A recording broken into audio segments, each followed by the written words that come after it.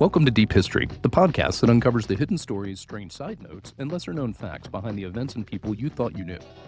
I'm Lee, and together with my partner Bob, I dig into the overlooked corners of history and bring the past to life in a whole new way. Last time, we dug into the roots of Deep Ellum, from its rise as a logistics hub after the Civil War, right up to the edge of World War II. What we uncovered was the foundation of what became the soul of the neighborhood. But history doesn't sit still. In this episode, Bob takes the shovel and digs into what came next. The music, the reinventions, the declines, the comebacks, and the cycles that continue to define Deep Ellum even today. Together, these two episodes paint a more complete picture, not just of a place, but of a living, breathing piece of history that refuses to stay buried. So grab your shovel. We're not done digging yet. All right, Lee, we are here again. Acknowledge yourself, Lee.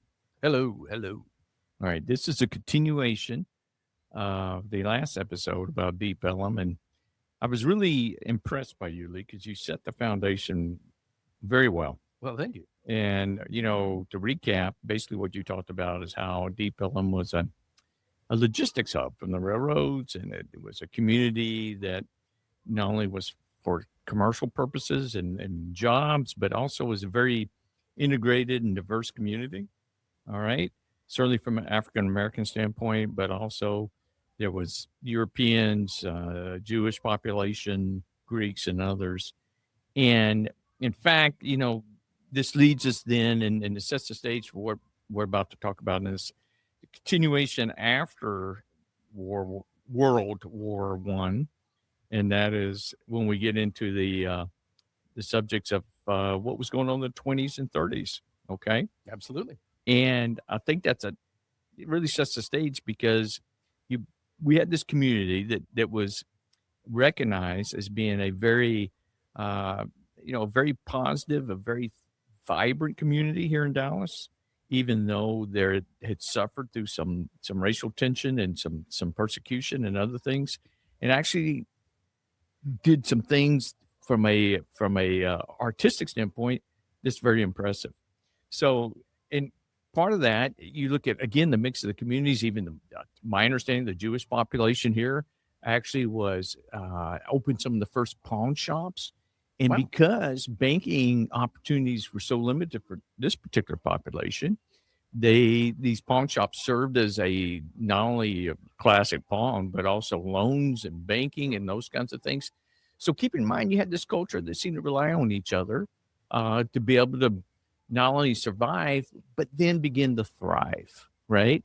And that's what we begin to see in the 20s.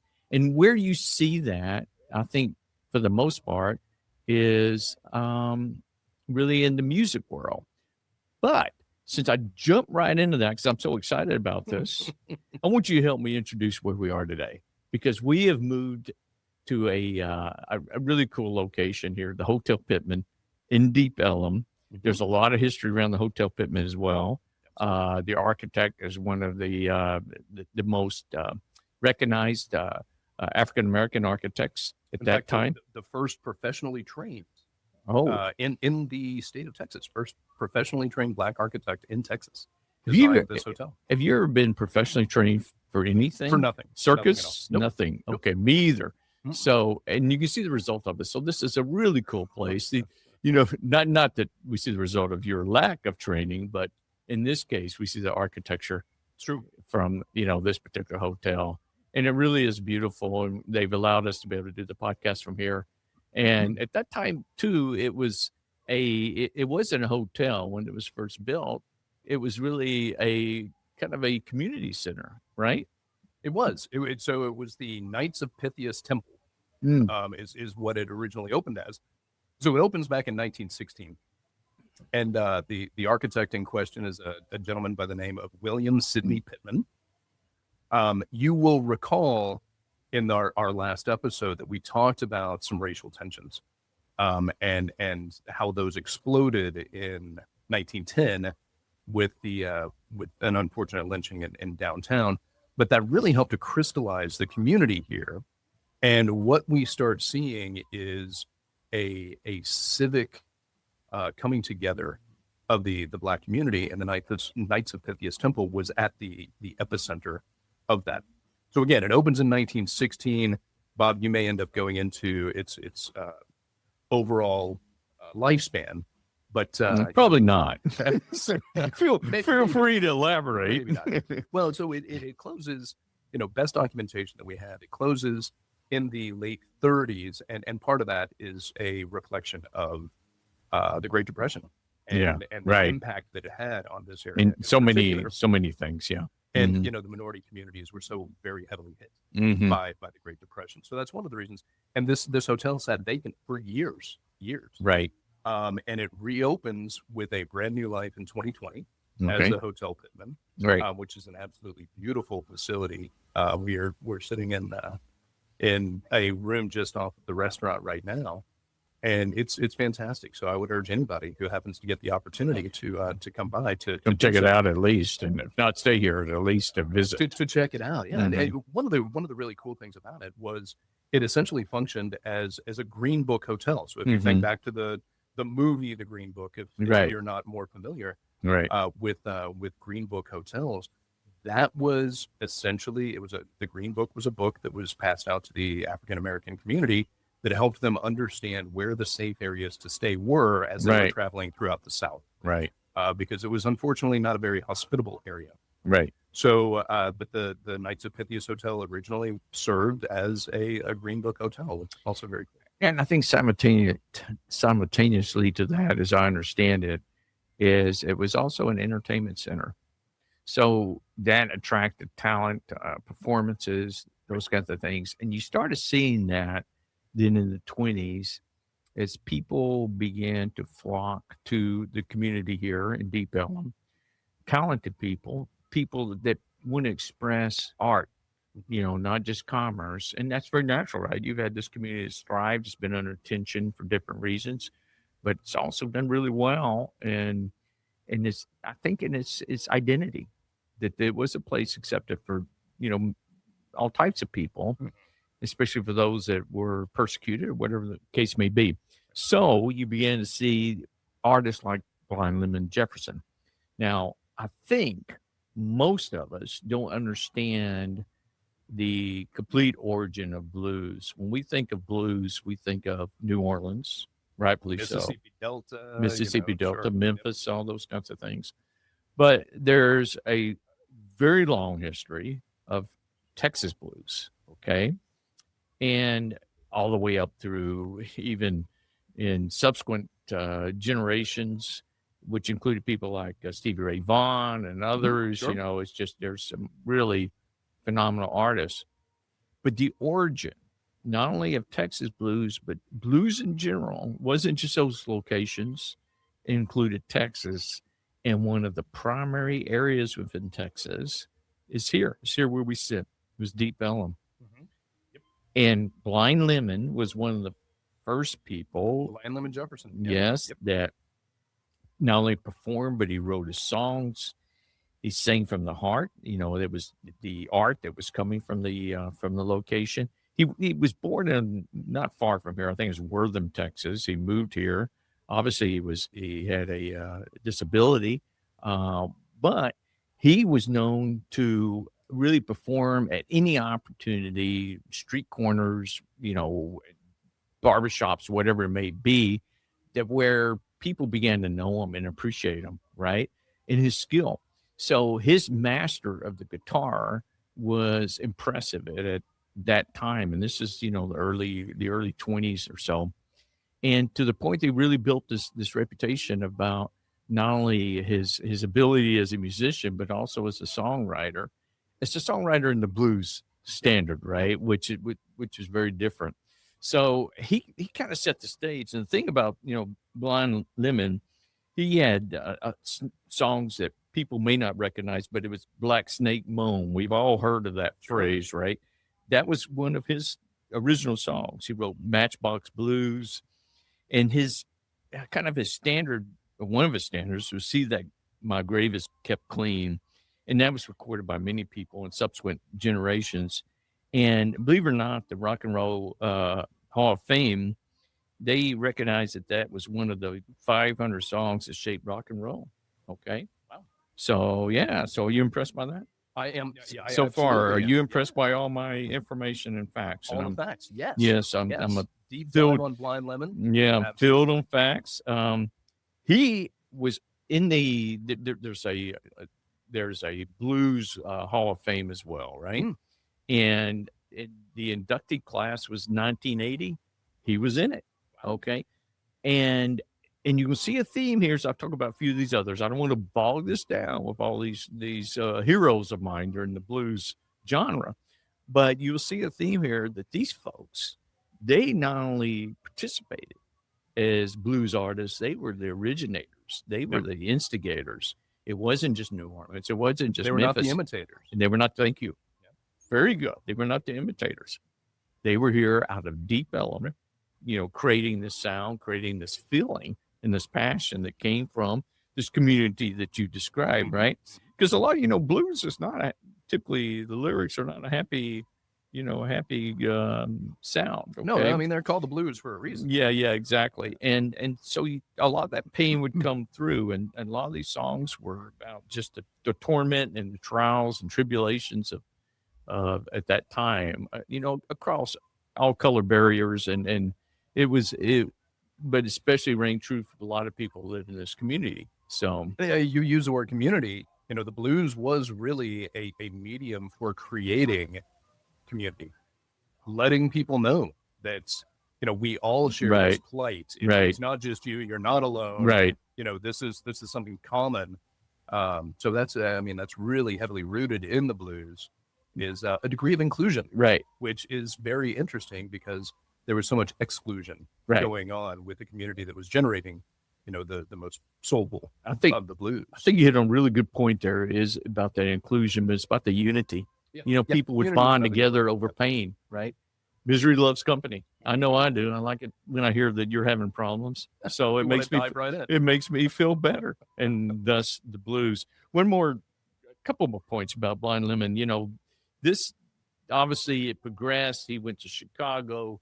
He was a success there. In fact, he had one particular song. I think it was "Long Lonesome Blues," and it was a really successful sales and selling six figures. And at that time, that was a major hit. Huge. So we're talking about someone that had hits. Now, what he did, just to continue, is he was actually a mentor to others, within the Deep Ellum area and in the blues genre, including people like Leadbelly, right? And you probably heard of Huddy Ledbetter, also known as Leadbelly. And he then continued, and he'll say that Blind Lemon was one of his mentors. Now, understand, though, they were working together here in Deep Ellum, performing.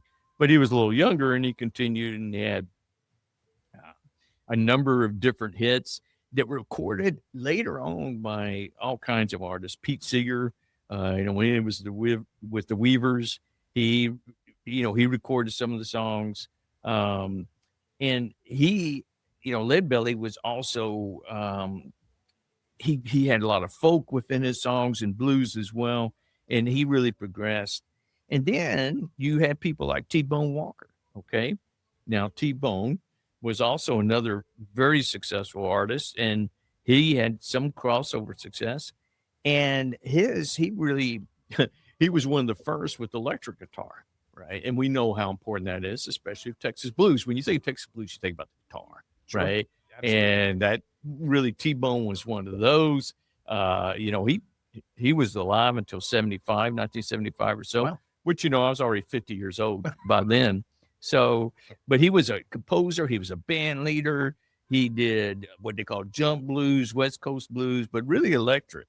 And in 2018, Rolling Stones magazine, they named him number 67 on the list of the 100 greatest guitarists. Now, you think of what that means. So he's number 67. So he had that kind of skill, right? So the future artists that look back at him and said that he was instrumental in what they did, people like Chuck Berry, okay? B.B. King, they talked about Walker and what his influence was, and that Walker had B.B. King had a famous quote about Walker. He thought that Jesus himself had returned to earth playing electric guitar. So T-Boone, if you ever listen to his recordings, and we may be able to infuse some of these, depending on your skills, Lee, we may be able to infuse some of these songs into this podcast and see and feel some of the energy that was coming out of Deep Ellum at that time. So yeah, which is fascinating. You know, when you, it's interesting. You mentioned Jesus there. Are you going to touch on Robert Johnson? He was on the edges of Deep Ellum. He very likely played here, but are you going to touch on? I was going to talk Johnson? a little bit more about Bessie Smith, but you go ahead with Robert. Yeah, just very quickly. It's interesting because we've got Jesus in the story. We got Jesus. Did Jesus play here in Deep Ellum? Is that what you're saying? I don't believe so. But Robert Johnson was the blues guitarist. Right. That was said to have gone to the crossroads, met the devil, and sold his soul. Right. So he could obtain the skills to play the guitar, And in reality, he was traveling throughout the South. Right. He disappeared for a little while. He practiced obsessively. He met lots of people that taught him how to do different things with the guitar. And when he reappeared, he came back dramatically better. Right. And the story that people told was that he had met the devil at the crossroads, traded his soul for, his virtuosity with the guitar. Right. So it's just kind of interesting that we've got both Jesus and the devil. Yeah. It's a nice contrast. And of course, both of those live within us all the time. Right. So this is most of us. Yeah. Oh yeah, I guess. Yeah. Yeah. I think I'm void of Jesus, mostly the devil, probably. So yes. Yeah. I think that's a good point. And I think this area was full of those kinds of contrasts. As I mentioned, Bessie Smith, I don't know if you're familiar with her, but of course she was considered to be the queen of blues. She was considered to be, I think they call the emperor. She had at one time, she was the largest selling, I think not largest, but the highest selling Black artist at that time. Wow. And she was extremely popular in the 20s and 30s. She had a rough life, like so many do. She died out of an automobile accident, but she performed here in the Deep Ellum quite a bit. In fact, you'll see a mural. Thank you. Not a mule. Not a mule. A mule. Yeah. Yes. You'll see here in Deep Ellum, around 2 blocks from here, with Erykah Badu and Bessie Smith side by side. I know what you're talking about. Yes. Yeah, I've seen it. Yes. Okay. So that's the continuity. Yep. And so you had all of this talent and history, and that was really formulating the essence and the foundations of what, people begin to see as a really a worthy genre. And it progressed and it continued. In fact, you'll see there's even there's a Deep Ellum Blues is a well-known song that has been performed by Levon Helm and his Dirt Band and others, and it's as early as 1933, I think. Is when it was first recorded. And right, the Grateful Dead. Yeah, covered it. Right, Bob Weir, and so what you have is a recognition of Deep Ellum, but I think many people don't understand the origins, right? And what we're trying to do here is say, out of all this, not necessarily chaos, but this evolution of the neighborhood that you talked about in the last series, out of that came this need and this desire for expression, for artistic expression.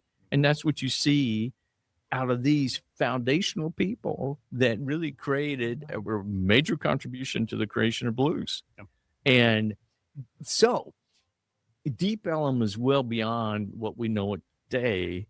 If you really want to understand Deep Ellum and why it survived and have a history, you kind of have to understand that foundational aspect. Sure. And we'll get in that in a little, but that's the exciting thing to me about Deep Ellum, is that it really has this kind of talent that was not only really was a contributor to the neighborhood, was a contributor to the American experience. Yeah, so it's about creating community, and that community created a culture that transcends just the community. Well, thank you for just recapping everything I tried to say in a much better way. But I am so good at the repackaging. Yeah, you are. Yeah, yes. But you're absolutely right, and that's what makes it exciting to me. Yep. Okay, right. So you go through that period of time. People are recognized for what they've done. for what they've done, and they're recognized for their creativity and those kinds of things. And you start moving into the 50s, and Deep Ellum begins to change, and it really continues in this kind of up and down cycle. Yeah. All right. Yep. Absolutely.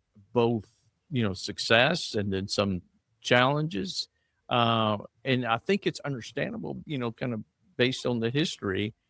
But unfortunately, when freeway systems came into play, you've got the freeway that cut this neighborhood Divided the to a neighborhood, large too. divided neighborhood. It obviously things changed.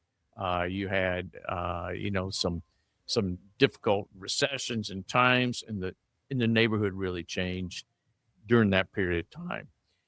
Now it is revitalized many times since, and I think you can see that even from where we are today.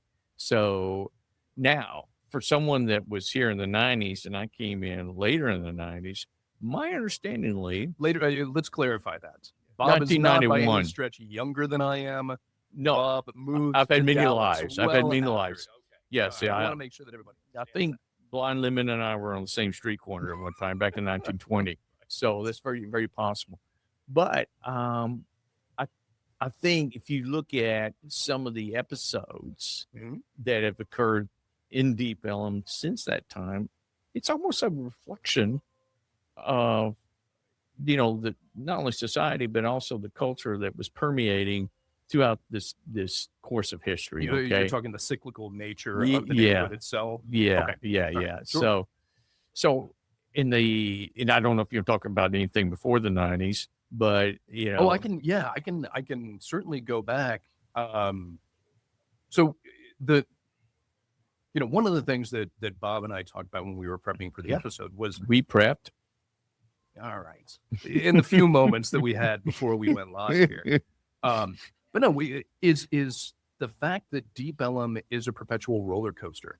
It goes from hotspot to crime riddled, Right. hotspot to crime riddled, and But let's be clear. Let me interrupt you 1 second. Sure. Crime riddled is a an open interpretation. It's a subjective, It's subjective. but it's a perception. But within the last couple of years, literally a gunman in a ski mask walked into one of the most popular bars, Right. walked through the bar to the back patio, Right. killed people, Right. and left, and Right. has never been identified. Right.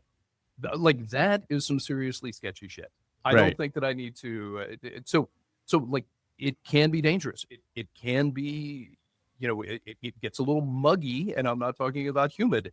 Right. People get mugged, people get rolled here in Deep Ellum at times, but other times Yeah. it is an incredibly amazing, Right. vibrant cultural district. Right. And then it just goes through this roller coaster. Uh-huh. And going back to our last episode, I think a lot of that pattern really starts in the 10s and 20s. Right. Because we're looking at, it was the railroads that established this neighborhood. Railroads bring transient populations. Right. People come in, they work. People come in by rail, they leave. Right. So Right. This was kind of established early on in the history of Deep Ellum, and it was a rough area. It was But don't you vibrant. let me ask you a question. Yeah.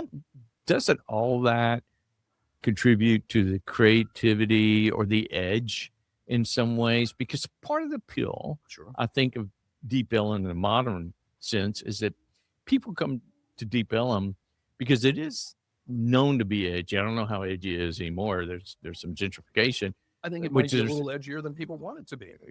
but I think that is partially appealing, right?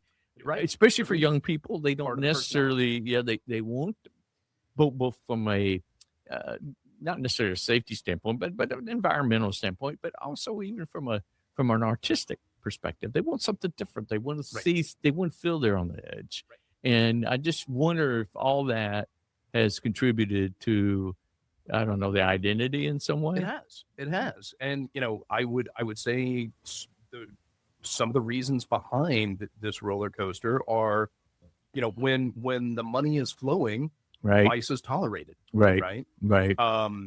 Police intervention can become selective. Sure. It can be inconsistent. Right. At times, neglect by the city causes crime to rise. Sure. Um, Or let's- other factors. Yeah, yeah, and- right, and let's right, face it, sometimes we've got owners of establishments that are bad actors, right, and they tolerate things that they shouldn't, right. and that attracts a crowd Right. that is not as. But you know, at its best, Deep Ellum, I've went to restaurants that were listed, you know, in some of the best restaurants in the United States. Right, Here in Deep right, Ellum, the Green Room back in the 90s, Yeah. and I believe into the 2000s, right. was one of the best Best, right. restaurants Yeah. in Deep Ellum Right. and Dallas and Texas Yeah. and the country. Right. It was recognized as such.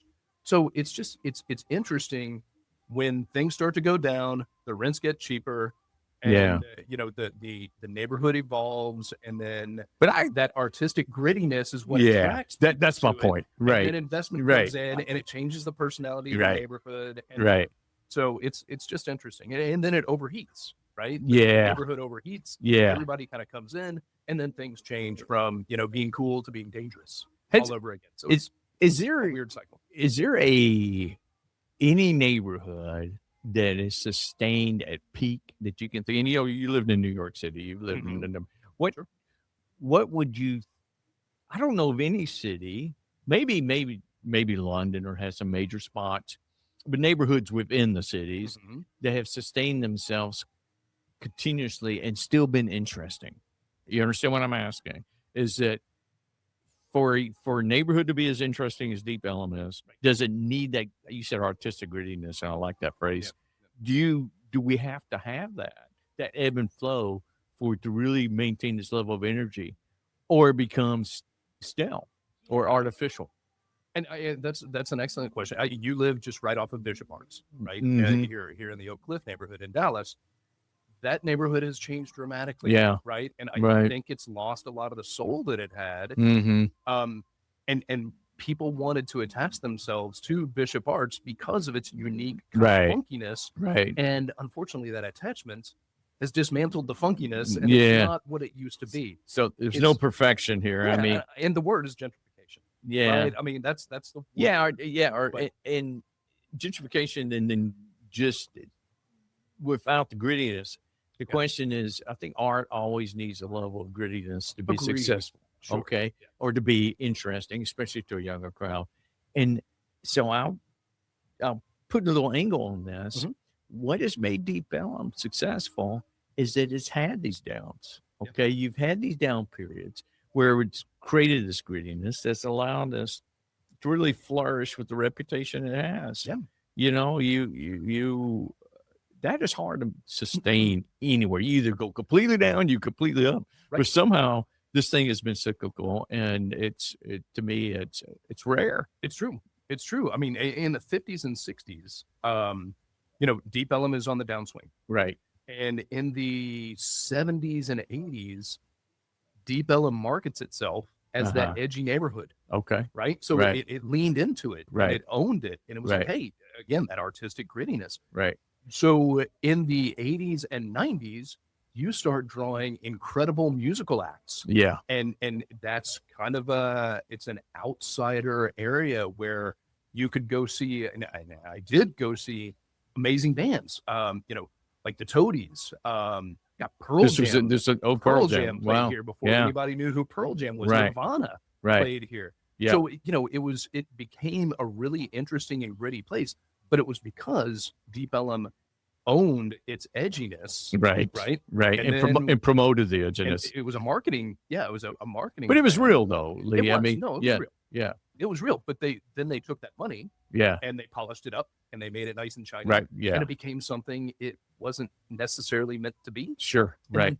And then the crowds started leaving again. Can you equate this like to the French Quarter? Because you, as I know, you also lived in New Orleans. I spent a lot of time in New Orleans. While I didn't live there, you know, Oh. I think the French Quarter, can I equate it on the spot like that? No. The French Quarter has long been both gritty and commercial. Right.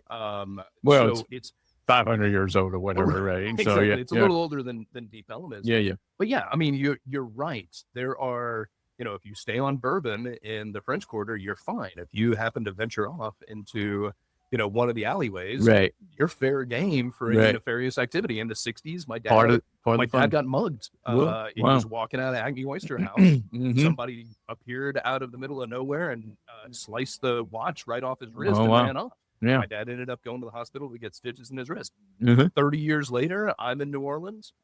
Buddy of mine and I And you were walked down doing the mugging. going to an ATM, Yeah. and we were not far from Aggie Oyster House, You got and mugged. we got mugged. Uh-huh. Luckily, my idiot friend was hammered, and the guy said, "Give me your money." And he said, I kid you not, he said, "We don't have any, but we're on our way to the ATM." And the guy must have thought he was being set up, because he laughed and just disappeared into the night. It was like, I'm not following these. Being idiots to an drunk and ATM. stupid sometimes They works. pay it off. Yeah. But, Yeah. so yeah, it's not unlike New Orleans. Right.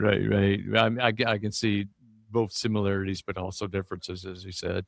So I think for me, Deep Ellum will continue. I think it has a history that it can leverage, but I worry that people sometimes don't understand the depth of the history, the origin, and that's why we're doing this, right? And the recognition of the talent and the people that were here, these artists, and throughout the course of it, including the Toadies and whoever in the 90s, but especially these blues artists that were a bigger part of the blues genre than most people understand. And they started here. Yep. Or they certainly were active here. But either way, to me, that's the fascination of Deep Ellum, is the history and the character and what that did for the identity. And it will continue. I think it will continue in this ebb and flow way, and probably very positive. So yeah, when we set out to start researching Deep Ellum, that cyclical nature had always concerned me. Mm-hmm. And now I wonder if that's not just kind of the beating pulse of the neighborhood itself. Yeah. And maybe it doesn't bother me as much as it did before we started researching this. Maybe it's part of the recipe, you mean? Yeah, to a certain extent. Right. I mean, it's not like it was built this way, but it just happens. It's always been this way. Right. And it's it demonstrates the resilience. Yeah. Time and time again, Deep Ellum has risen from the ashes. Yeah. And there's nothing but persistence in the history of Deep Ellum. It will continue to rise. Right. Yeah. So I think that there's an inspiring story about the pathway that it's taken as well. It's resilience. So yeah, resilience. I couldn't get to that word. But that's exactly it. Well, that's my big word for the day. So at that, we're nothing on this podcast but resilient. So we fight through a lot. Yeah, we do, especially the lack of preparation. That seems to be what we have to fight through more than anything. But no, this was natural for us. We love this. We love this area. We love Deep Ellum. And obviously Pittman thanks to them for having us and letting us do this. So do this from such a historical location. Yeah. So on that note, we got good things coming down the road, right? We do. And we hopefully will be announcing those soon. And in the meantime, we're going to kind of shut down here and move on and probably go grab some food here in Deep Ellum. You got a deal. That sounds good to me. All right, buddy. Let's keep it moving. Right back at you. See ya. Hey, everyone. Today we wrapped up our two-part dive into Deep Ellum, from its industrial beginnings through its rises, its falls, and the strange turns in between, to the version of Deep Ellum you know today. Between the two episodes, we've tried to connect the dots, not just between time periods, but between identities. Because Deep Ellum isn't just a place, it's a cycle. Reinvention, revival, and just enough chaos to keep things interesting. If we did our job right, maybe the next time you're down there, walking past a bar, a mural, or down a stretch of Elm Street that echoes the past, you'll remember there's a lot more to history than meets the eye. If you enjoyed these episodes, let us know what you liked. And don't forget, you can help us uncover even more ears by rating and reviewing Deep History wherever you listen. It helps more than you know. Finally, if you've got a weird fact, buried story, or historical rabbit hole you think we should go down, drop us a line. We'd love to hear from you. Until next time, keep digging.